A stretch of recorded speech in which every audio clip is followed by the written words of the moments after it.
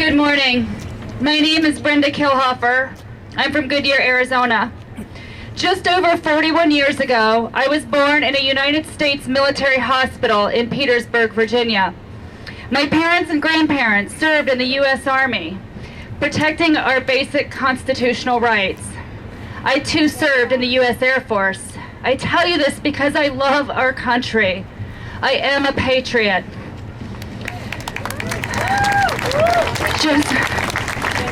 Just over a year after I was born, our country, our government, and Planned Parenthood began selling a product. This product was abortion. That product was somehow supposed to benefit women. I bought into it. The men and women on this stage bought into it. And on some level, I'm going to suggest that all of us have bought into it. Let me ask you with a show of hands, have you ever said or heard somebody say, "I'm expecting a child"? Yeah. Once upon a time, we would say, "I am with child." Last year, I experienced firsthand how this product has conditioned and groomed even the most pro-life among us to somehow view an unborn human as a fetus, something less valuable than a born child. In fact, that experience almost prevented me from being here today to share my testimony. It was only a week ago that I made the decision to come. Because of these women behind me and mustering up the courage to come back, hoping to rejoice in the beautiful memories that I do have of my little boy. Last year, if you were among this crowd, you heard me share that I have 8 children. Joshua and Elizabeth in heaven because of an abortion. Timothy and Grace, I'd lost in miscarriages. I have 3 children, Jordan, Jalen, and Jacob, who are at home, and they're amazing and awesome. And last year I was sharing a message of hope and joy with you all as I announced that I was 17 weeks pregnant. I did not know at the time that my baby boy had already died. A week later, I delivered him. He was stillborn. His name is Jonathan Caleb Kilhofer. My doctor assured me that it was not the trip or participating in this walk that caused his death. I want to believe him.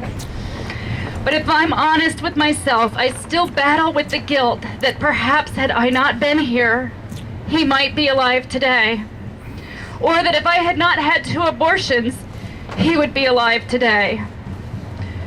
So today is a milestone in my healing journey. But my nightmare did not begin with finding out that Jonathan had died. It wasn't even the part where I delivered him. That awful product that we know as abortion came back to haunt me soon after Jonathan was taken from my arms. My placenta would not deliver, and I was losing a lot of blood. My doctor, who knew my history, came in to tell me that it couldn't wait any longer. There were no alternatives. I would have to undergo a D&C. My husband had gone to the cafeteria to eat. After all, we've had 3 children, and after the deliveries happened, everything is okay. The worst was supposed to be over. But as they were wheeling me out of the room, a nurse came over and asked me to sign a release form. In that moment, I was the scared young girl who was about to have an abortion 20 years earlier. But this time I knew better. I couldn't sign the form. I told myself, it's okay.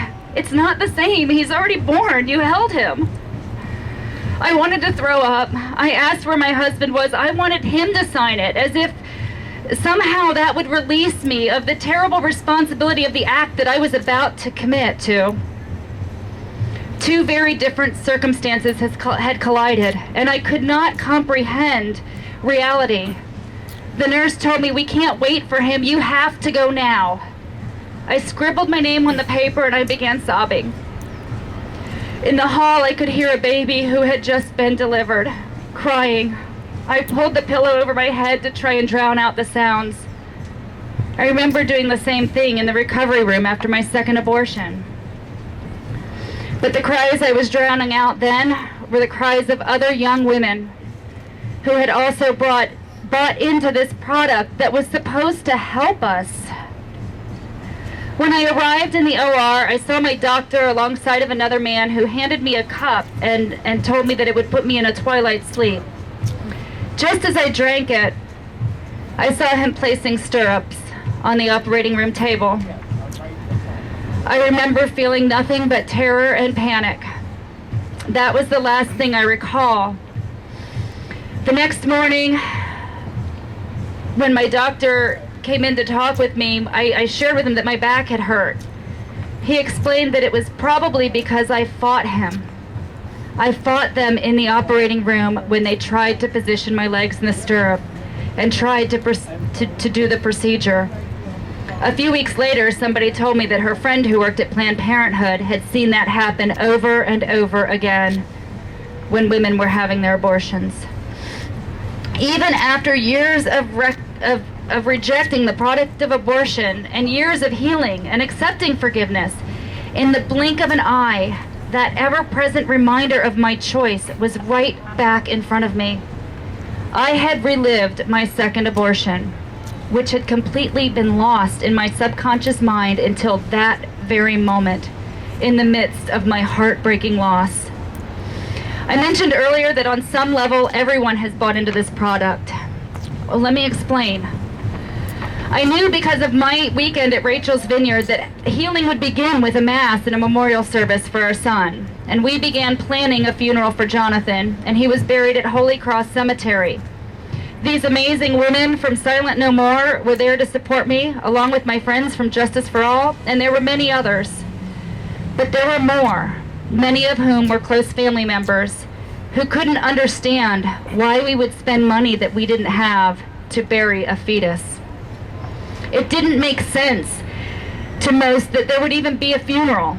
It was as if because he wasn't full term or a born child, it was more acceptable to throw him out with the medical waste than to celebrate his short life at a funeral mass. This product and the language used to describe the unborn human has numbed us all to the reality of what abortion really is. If we all agree that this product kills a living human being, then there should be no compromise. No matter of more importance than to reverse Roe v. Wade. Politicians, voters, parents, friends, boyfriends can no longer sit by and watch as yet another generation of women is sold a product that clearly harms both her and the human life that she is responsible for. We as a people must stand united and protect our daughters. We as a society must protect all human rights. It is our duty as a civilized nation to protect those who cannot protect themselves. United, we can change the future.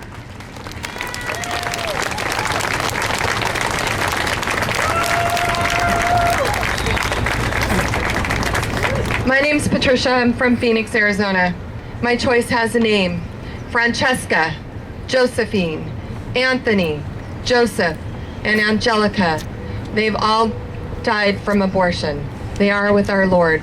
I'm here today to share my testimony on how abortion harms women. I want to take you on a journey back into my life in 1979, 6 years after abortion was legalized. I was 16 when my mother and my boyfriend brought me for my abortion. I was underage, so I didn't have any rights, and it was not my choice. My mother would not have wanted to harm me, so she must have bought in and believed the lies of Planned Parenthood. Told her that day abortion would be better for my mental health. They played on her fear that day, using it against us, that I was too young and this would affect my ability to complete my schooling. Well, little did she know this would be the reason I later dropped out of high school.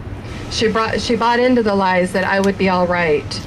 They made abortion out to be a solution to our problems, and she believed them. I was terrified while in the office of Planned Parenthood and pled with her to not make me go through with the abortion. My plea fell upon deaf ears and hardened hearts They removed me to a room and proceeded to force the abortion on me. No one protected me that day or listened to my cries. The very fact that they ignored them and still did the abortion violated me down to the core. I have experienced rape, and I would say I was raped by Planned Parenthood physically and mentally of my life and my child's life that day in 1979. If we want this nation to be healed, we must recall abortion. They say abortion is for mental health, but I attest it led to my need to receive mental help. The coercion was traumatic, very traumatic. I was deeply wounded, and I believe this is what led me to using drugs and alcohol, which in turn led me to more relationships, more pregnancies, and more abortions. I was in sabotage mode from the regret, the deep regret of not only my mom's choice, but now my own choice to end so many lives. After the first abortion, I became reckless and irresponsible and lived with internal turmoil, attempting suicide on 3 occasions from my deep despair of what I had done. Each time I got pregnant, I was overwhelmed by fear of all the unknowns and bought into the Planned Parenthood psychobabble that it was not a life yet, and if I kept the pregnancy, it, the baby, in my terms, would ruin my life. As Mother Teresa quoted, it is a shame that someone must die in order for me to live as I wish. That was me. 2 of my fathers did not want me to abort. I was wrapped up in that way of thinking that once again Planned Parenthood claims it is my body, and I have a right to do with my body what I choose. I have never been able to understand that concept because I am not missing any part of my body other than the children that were in my womb that would have been housed for 9 months. It is true that relationships do not last once the abortion has, as mine ended immediately. In the years to follow, all my relationships became abusive. I, along with the men, became nothing more than objects to each other. There was no love. I desired love so much. At 19, I married one of those men, got pregnant right away, and chose life. And within 2 years, the marriage ended. I got back involved in another destructive life, met another man, got married, and a second time, had another child and another divorce. I was finding myself incapable of loving or receiving love or bonding to anyone. I'm in my 3rd marriage now for 23 years with many trials and have affected my 3 living children, during which time I was in treatment for severe depression and many times being treated for bipolar. I think the medical society likes to put this label on us as a catch-all since many refuse to acknowledge the post-abortion syndrome or PTSD as when they were treating me. One might ask, why all the pregnancies? Well, evidently the birth control pill Planned Parenthood provided me didn't work. So then I would use abortion as contraception. Planned Parenthood claims to be pro-choice is a lie. I never felt like I had a choice. We cannot love apart from the truth, and the truth is in the person of Jesus Christ. I was not in the truth and did not know our all-loving and merciful God. It was through entering the Catholic Church I began my healing journey through Rachel's Vineyard. It was there that I began a personal relationship with the Lord and experienced His love and mercy, which has led me to true love. It is in Him that we receive true freedom. He uses our suffering to bring us to a greater good. He transforms our hearts to be able to love and receive love, and most importantly, forgive others and ourselves. I've seen wonderful graces come out of so much despair and grief. The hope lies in that slow, subtle transformation and looking back when years have passed to see where I once was and where I am today. I hope by speaking out about my experiences, some light will be shed on the tragic consequences abortion had not only on me, but my entire family. Our society requires warning labels on cigarettes, alcohol, products of all kind. Abortion is the only procedure that does not carry a warning label on physical and emotional harms it causes while ending a life. It takes the life of the mother and the father as well. I am here today to demand that abortion be recalled, and until then, I will be silent no more. Good job. All righty, come on up. Hi, my name is Debbie Schneider. I came here today to speak to you about my personal abortion experience. I had an abortion almost 41 years ago, and I understand firsthand the pain post-abortive women experience. I speak out to tell you that what I was sold as a way to solve my problem was nothing like I actually experienced that day so many years ago. The perplexing question I keep asking myself is how I could have fallen for such a sales pitch when I was such a smart young woman with an inquiring mind for everything else in life. What made this situation so different? What was it the clinician said? And why did I believe her?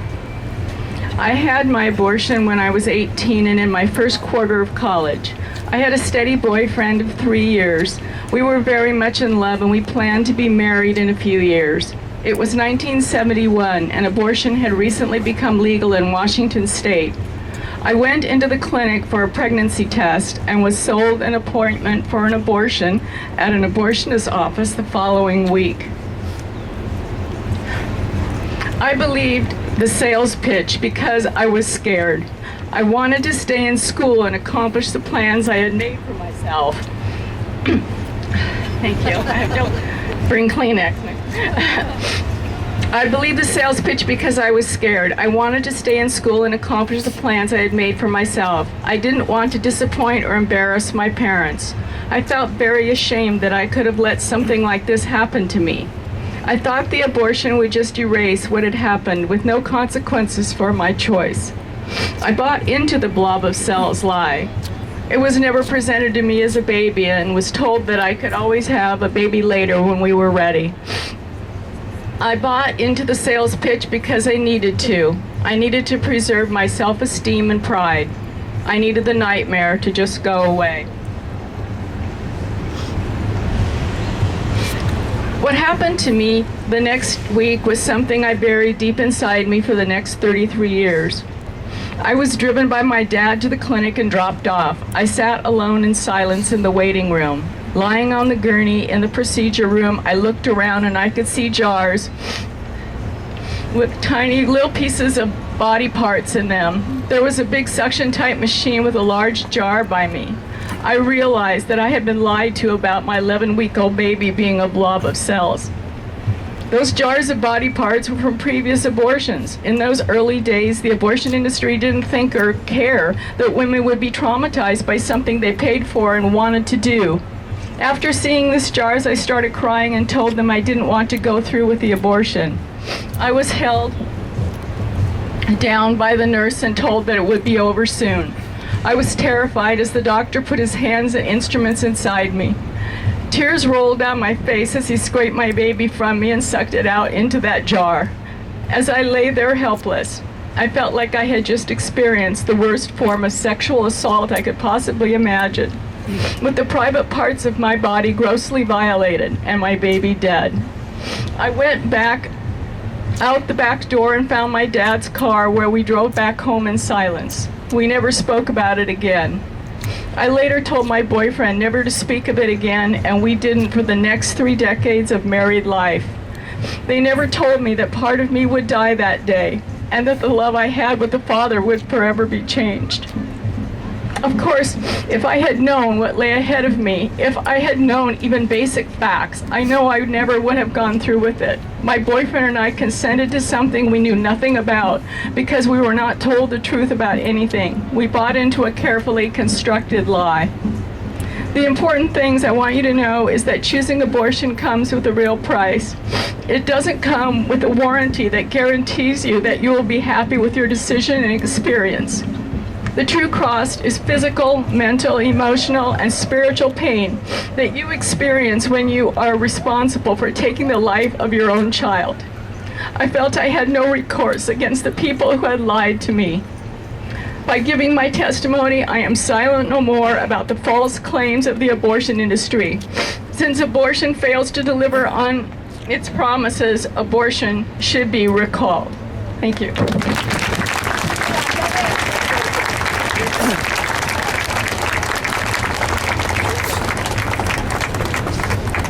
My name is Monica Jordan. I am from Las Cruces, New Mexico, and I reside now in Phoenix, Arizona.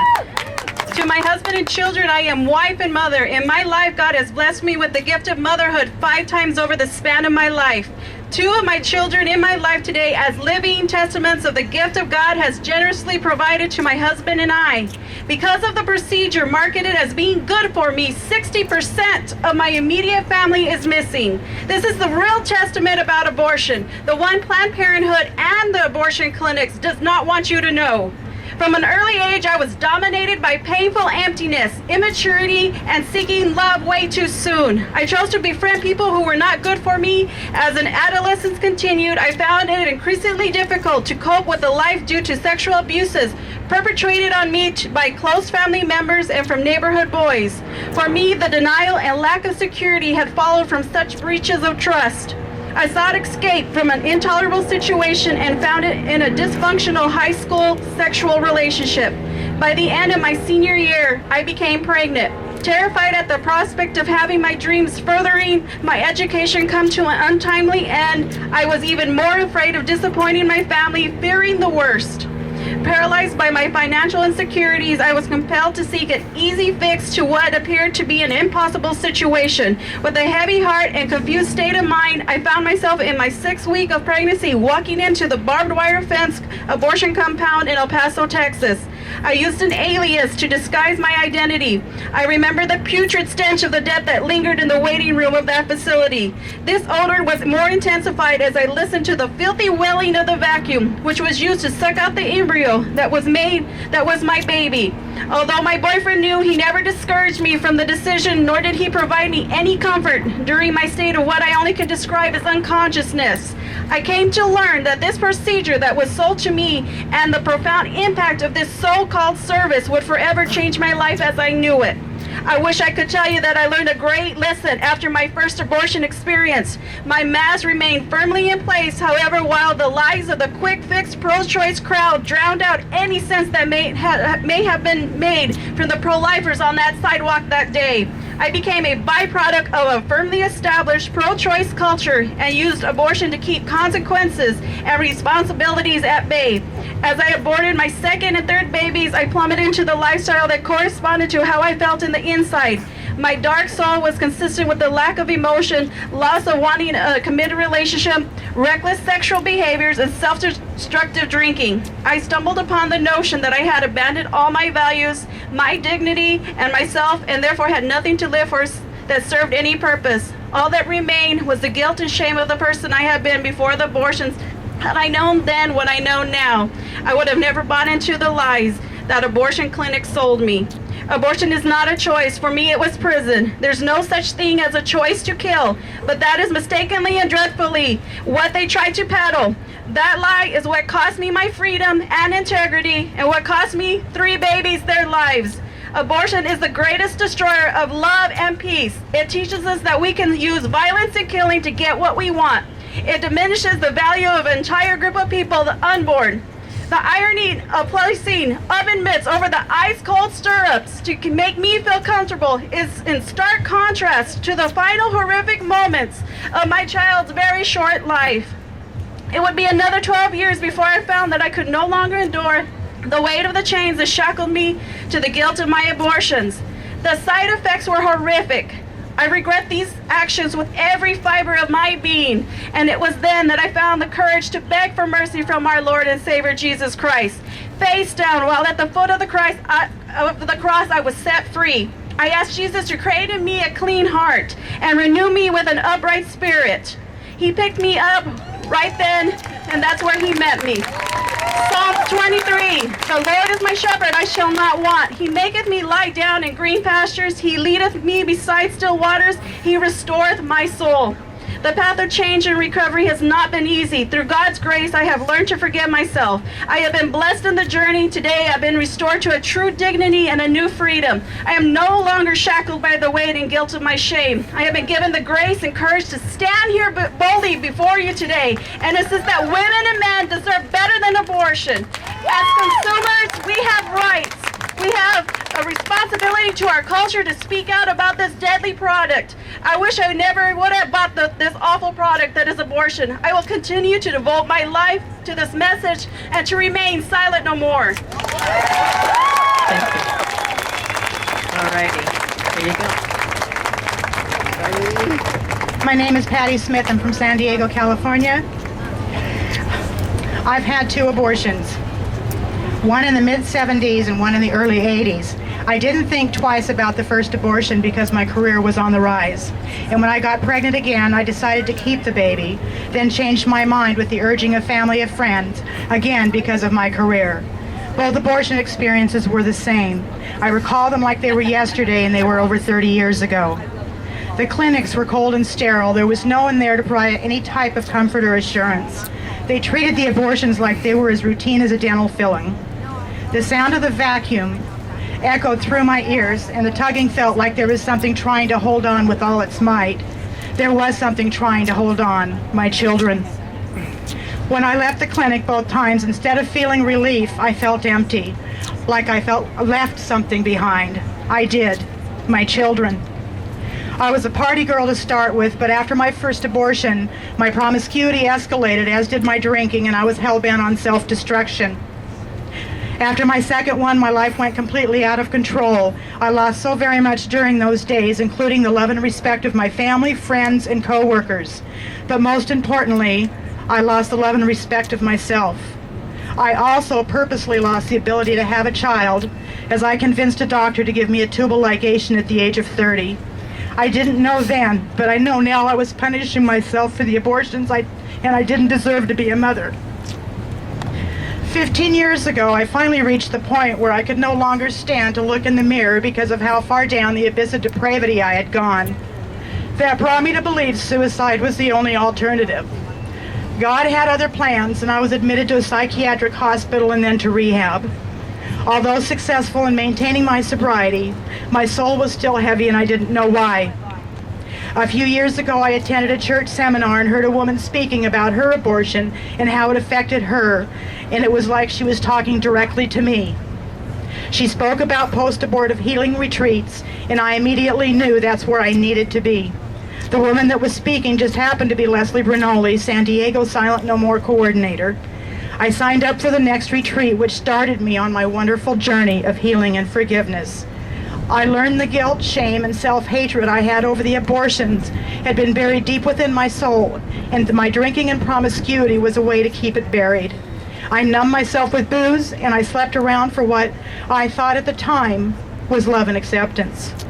The retreat put together the pieces of my broken heart and provided me a way to ask for and receive forgiveness, not only from God, but from my children, Matthew and Sarah, and myself. I stand here today not just to share the consequences of my abortions, but to have the silent voices of my children heard. That's why I'm silent no more.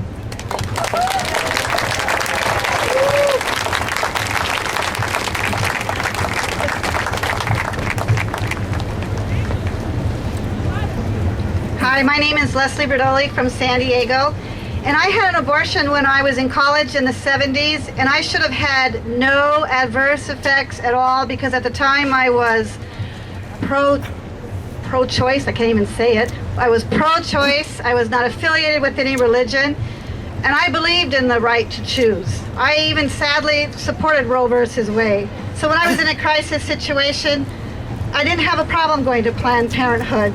I believed it was a simple procedure and I could get on with my life like they told me. But that's not what happened to me. I lived with that choice my whole life.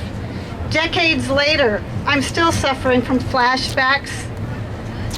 I ended up dropping out of college because that simple procedure frightened me and I couldn't concentrate anymore. I used alcohol and I went into denial.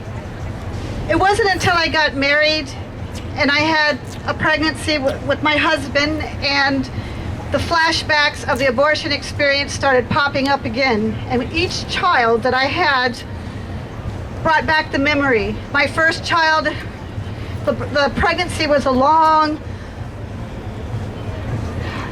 the end of the story for me was that God told me that I am forgiven and I am no longer defined by my abortion experience. God's love and mercy has brought me to a point where I can share my experience. I no longer believe that God is punishing me for anything that's happened in my life, and abortion is so wrong on so many levels, and I bought into that product being a pro-choice girl, but I am pro-life now, and abortion is not the answer. It hurts women. We deserve better. Thank you.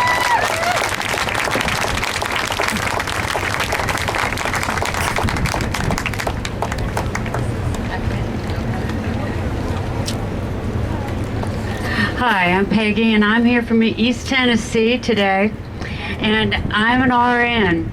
If you were to ask me what the letters RN behind my name means to me, besides registered nurse, I'd tell you what my nursing instructor told me 17 years ago. It means do no harm. Ideally, that is done with faith, hope, love, and courage. Do no harm with honesty and compassion, but above all, do no harm. My heart and my conscience demand it.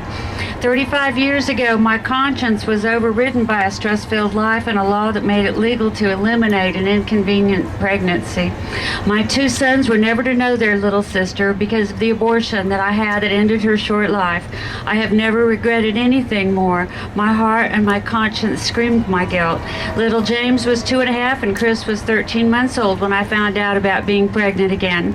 I had mixed feelings, including some concern for the effect my recent radiology procedure might have had on the baby. My husband was furious. Many reasons. Mostly we're broke and can't afford another kid. I was scared and overwhelmed. Everyone advised abortion. No one tried to talk me out of it. My husband drove me to the clinic and waited outside. I was prepped, drugged with Valium, and then felt a very long and horribly painful cramp as I heard a vacuum cleaner sound.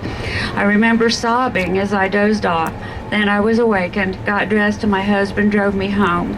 I lied about it, rationalized it, and justified it for 26 years.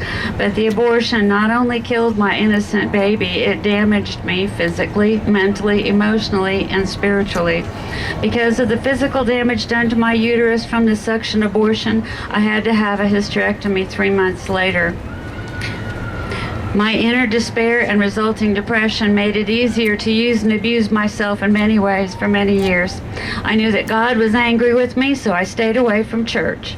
Through the Miracle of 12-Step program, I became honest about my past, and through the Priest for Life website, I saw the truth I'd been denying. She was not a blob of tissue or a mistake. She was an innocent human baby nestled inside the very place where she should have been the safest. She was my little Ceci, and because she was inconvenient, I allowed her to be killed. If abortion had not been legal, I would have made room for her in my life. Truly, the words of my nursing instructor years later spoke to the depths of my heart. Do no harm. The forgiveness and healing that I received through Jesus Christ during my Rachel's Vineyard Retreat post-abortion healing program revived my conscience and helped me to see that I had been duped and sucked into the lies and twisted morality that continues to try to form our conscience into a mere choice of convenience. Not for me anymore. I am silent no more. My conscience is my credibility. My profession is one of healing, not killing. My religious faith supports and defends life at all costs. I cannot allow the government to compel me or to act against my conscience by providing drugs or participating in procedures directly opposed by my deeply held religious beliefs. I am an RN, and I will do all that I can in my profession to do no harm. And I will do all that I can to stand strong for my religious liberty to do just that. And I pray that our nation will once again become a nation with liberty and justice, not just for some, but for all. Through Christ our Lord. Amen. Amen. And I am silent no more.